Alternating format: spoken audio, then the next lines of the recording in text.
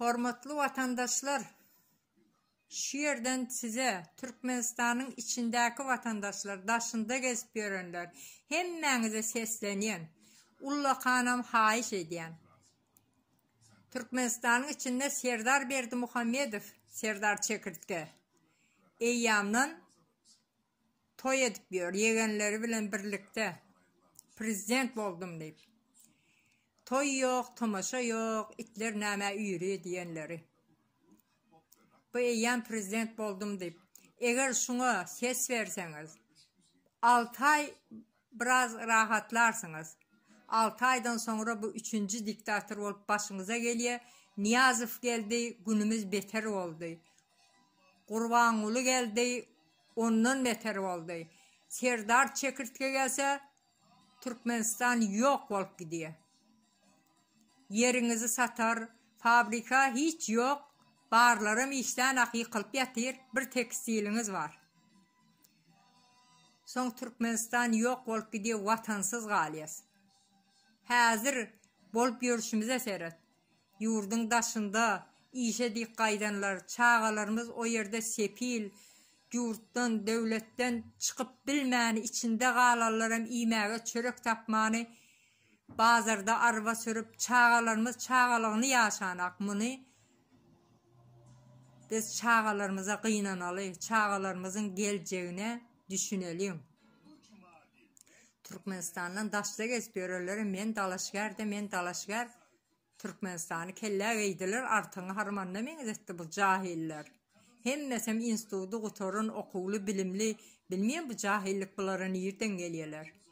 İki çağa olur ha, bir oyuncağın üstüne urşuyon. Bunlar çağadan beter oldular. Video çekiyor, bana ses verin deyip. Men prezident olacak dalaşgar diye. Dinlendi özüm utanıyon. Vatan söygüsü bağımırındı. Şularda vatan söygüsü bolup bilir mi?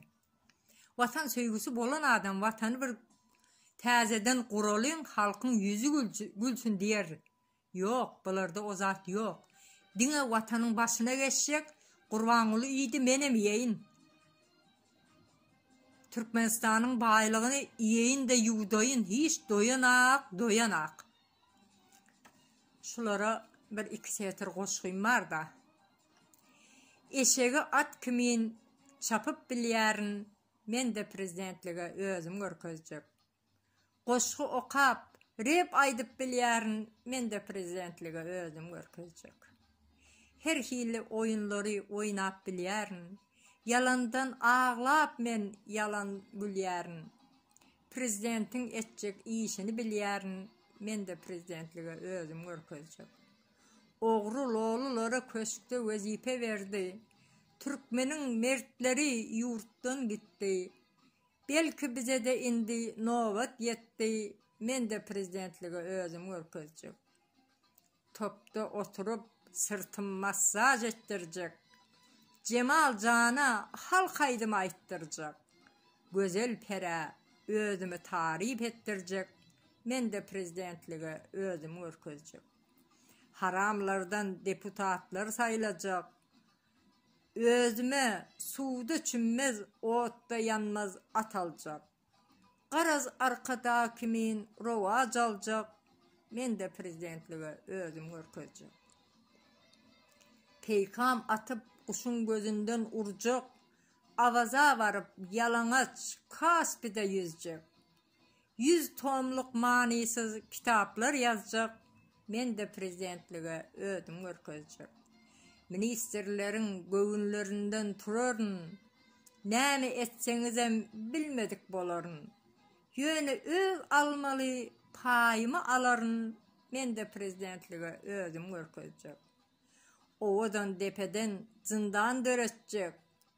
Gözünün yaşına bakmanı adam öldürecek. Kanunları bozup karar çıkaracak. Men de prezidentliğe özüm görkezecek. Allah size akıl versin. Parlament sistemi vatana gelsin.